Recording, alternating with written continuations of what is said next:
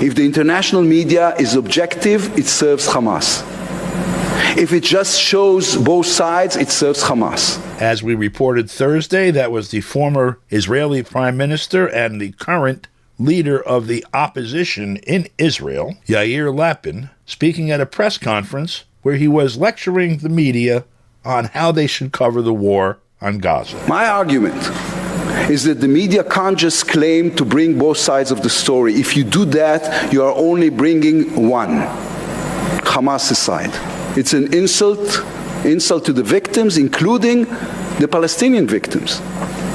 It's also an insult to the core idea of what journalism is. Believe me, I know. I was a journalist for 31 years. We discussed this yesterday with Dmitry Babich, who's a journalist in Moscow with a subsidiary of the RIA Novosti state media conglomerate. Today, we go to Nicaragua, where we're speaking with journalist Camila Escalante, whose work can be seen at Press TV, Telesur, and other major international media outlets. Camila, what do you think about this? Well, that leader of the Israeli opposition will be happy to know that in North America, certainly in Canada, I'm of course a Canadian journalist, the media is fully supporting only one perspective of what's going on. The media is acting as if everything that's taking place only began on October 7th, that there had been no sort of ethnic cleansing, no sort of genocidal actions on the part of this Israeli entity. And they're really heavily sympathizing with this significantly smaller number of civilian victims whose names haven't been released by any authorities in Israel, and completely going silent on what's taking place in terms of carpet bombing and nonstop atrocities and the siege on Gaza, which has been ongoing for 3 weeks now. And so you would actually think, by watching the media, that there was full spectrum support for so-called Israel right now, which is not the case. This week, just a couple of days ago, a new poll was published by Palace Data. That's a new polling firm in Canada. They conducted a poll based on the voting intentions of Canadians of voting age, 18 and up, of course. And they asked if Canada should support Israel in its armed conflict against Hamas. That was the statement they posed. And overwhelmingly, voters of at least 4 of the 6 major parties said that they disagree with that statement. They disagree that Canada should be supporting Israel. These are 4 of the 5 parties that are represented in the Canadian Parliament. Their voters are saying that they don't support Canada's support for Israel. That is anywhere between 54 and 60% of voters of the New Democratic Party, the Bloc Québécois, the Greens, and the People's Party, which is actually sort of a far-right party. They have all said that they don't support what Trudeau is doing and what Trudeau intends to do to continue supporting Israel. And the only party which, in large numbers, its voter base is saying they support Israel is, of course, Trudeau's base, where something like 46% of Liberal Party supporters are supporting that. You would think, by watching the media, that everyone in the country is fully backing Israel and wants to continue seeing hundreds of millions or more sent to this in order to continue the genocide against Palestinians in Gaza. But that's not actually the case. And that's very apparent when you look on social media, because it might not be getting as much coverage in the mainstream corporate press in Canada. The reality is that we're seeing daily mobilizations against what's going on, against this carpet bombing, against the genocidal actions of the Israeli entity. And people are really upset to the point where high school students are staging walkouts in Canada. We're seeing the same thing in the United States and, of course, in the UK and elsewhere. And this is all being silenced. It's largely being censored. It's only being actually uplifted by sort of xenophobic, anti-immigrant Zionist media personalities of the far right. But it's like we're in this strange world where people can't even speak out against what's taking place, what sort of things they're tax dollars are funding, and so on. So it's really bizarre. It shows that the political class and all of the different leaders and members of parliament, Congress people in the case of the United States, are in contempt with the people, the actual voters, their actual constituents, and they're doing something completely different, unrepresentative of what the people even want in the country. It's clearer than ever.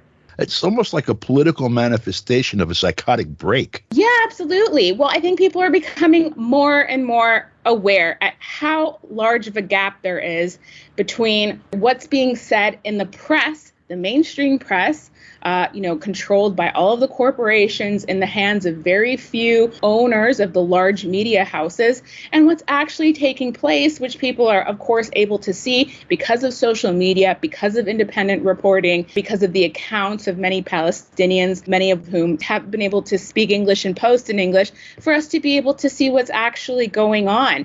But like I said, that former prime minister, now head of the opposition in Israel, would be very happy to know that he's getting blanket support from all of the media, all of the politicians who are now in the West going after students, going after high school students, going after university students, trying to make thought a crime, trying to make dissent a crime, making it impossible, or trying to outlaw any sort of organizing or activism around the issues of Palestine on university campuses, out on the streets, downtown in these different city centers, and trying to intimidate people out of expressing their own views on the streets of our countries. So it's becoming a really gross situation, and the views of at least half of the population of the West is also not present in the statements of these representatives in the UN or other international fora. So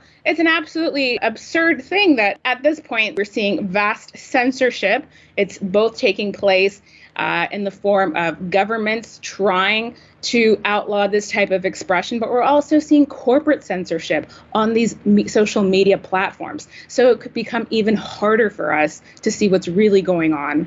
Here's an interesting thing to look at anyway. You point out the disparity between what they're trying to tell us is reality and the way people actually view it. It's reflected in the polls. The people disagree completely, not just with what the politicians are doing, but with what the media is saying, because they're rejecting the narrative. That's how you can tell they're rejecting the politicians. You've got this massive concentration of ownership, as you referenced, of the media, and more or less a unitary narrative. And yet, the role of the journalist was, you go somewhere where there's a journal, and you try to you observe and report, and that's the distribution modality. So you're looking for a place where you can speak to the public.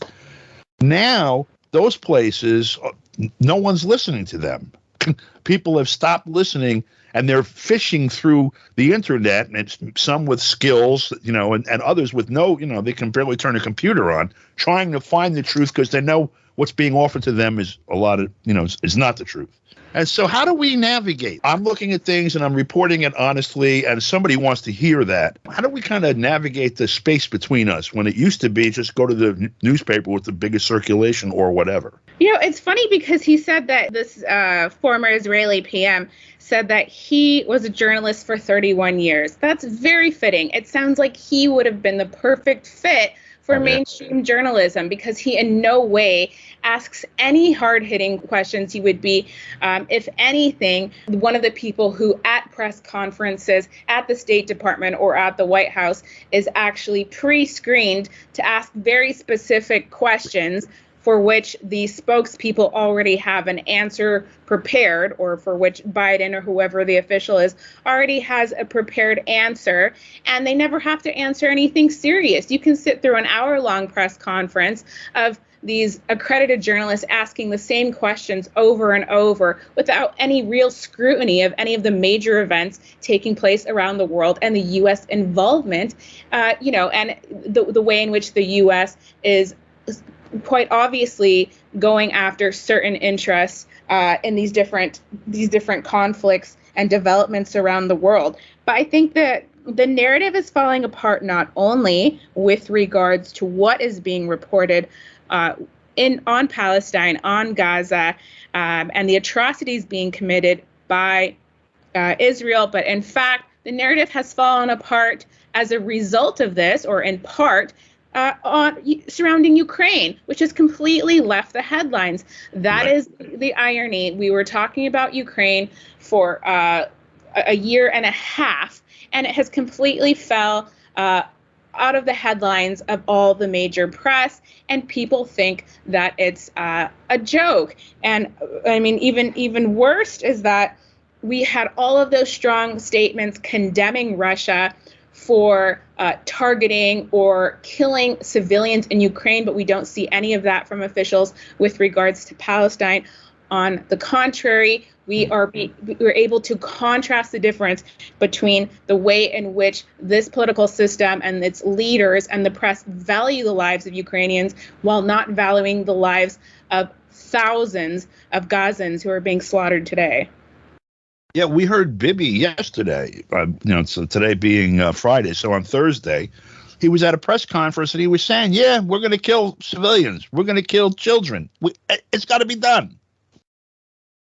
Well, this has got to be, when things begin to change. People are seeing these genocidal statements being made, what really just equates to, statements that represent the Nazi ideology or fascist ideology are being said publicly on social media, in press conferences, or even, on platforms like the United Nations and elsewhere. And we're able to keep tabs on it and hear it for ourselves, see the tweets of the State of Israel on X, the platform X. And so we're going to be able to remember this and go back and look at them and see all of the psyops, all of the false flags, and everything else that's being